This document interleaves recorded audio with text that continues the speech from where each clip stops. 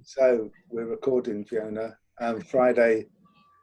Oh, it's late afternoon, about just after 5:30 New Zealand time, and second to last interview I think I'm going to be doing with the teachers and Fiona from Australia.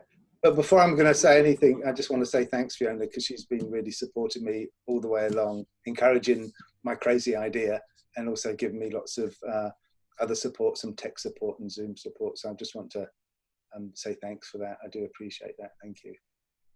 You're welcome. Yeah, no, thank you. And actually, it's been so inspiring. I felt so delighted listening to all of the other interviews, because when you first mentioned it, without even thinking, so maybe it was an example of embodiment, I knew immediately I wanted to be part of it. And I've been saying to people that it's a feast for your body, and I think it is. And then listening to everyone, I realised it really is. Yes. So amazing teachers. Yeah, absolutely. Yeah, so thank you. Been a pleasure to be involved. It's very exciting, isn't it? This is a great idea.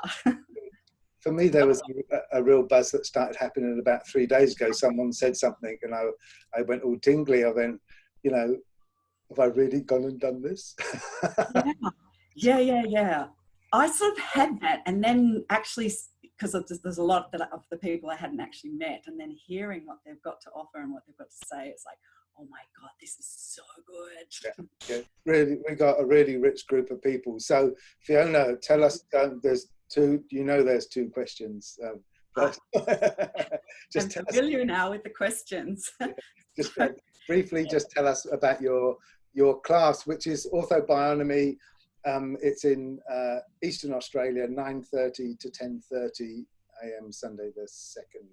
Yeah, so its subtitle is Accessing the Body's Self-Corrective Capacity. And I am a little bit left of field because I'm actually a therapeutic hands-on body worker, but not completely left of field. When I'm part of the session is that I will offer people self-care, and that's usually relevant to to individualize, relevant to the person, but there's enough positions and movements and postures that I can actually offer in a more general way. So that's what I'll be doing. And they are based on osteopathic principles and also martial arts principles and values, because the person who developed Ortho-Bionomy was both a British osteopath and a black belt martial artist. So he kind of married both of those, and that's out of that comes what he developed, which is Ortho-Bionomy. Fantastic. Yeah, so I will just quickly say that the positions that I'm talking about and the movements, they will be, usually they're given to people with back or hip or shoulder issues. They do also sort of serve as being useful for maintenance, and also for just practicing attunement, practicing how we can listen to our body, and also practicing, so there's a few parts to this, and also practicing, which I'm getting everyone's going to be kind of offering, the practice of slowing down and noticing, and how we can notice, like how we can foster that sort of paying attention to our bodies. And the third part of that is that I'll be offering some of the principles I've just mentioned, not all of them, of course, but one of them will be moving towards comfort and away from restriction. And the reason, well, there's plenty of reasons for that, isn't there? But one of them is that when we do that, when we go towards comfort, the nervous system and the body have a chance to recalibrate and self-correct. Ta-da!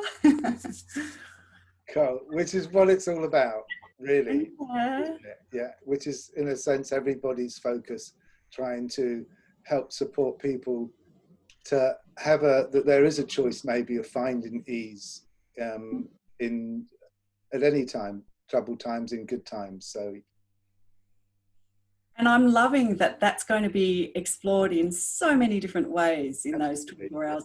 But it's great that you said that, because that is actually one of my areas, particularly at the moment, that I'm really fascinated with, because there's so much that obstructs embodiment.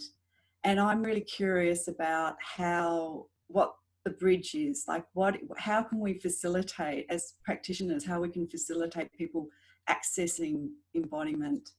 And it's not always simple, is it? Sometimes, and it's different for each person, and it's different each day. Yes. But just one of my quirky things at the moment is that shaking, you know, it's the shiatsu thing. A lot of people, I did it back in the 80s, where giving a full shake of the body, actually suddenly you're just available to, you're much more present, and but also laughing, singing, music, all of those things that can help people. We don't have to lose those things just because life's challenging pretty much for everyone. We can still come back to a place that would be called an inner resource as well, somewhere where you can find a little bit of solitude.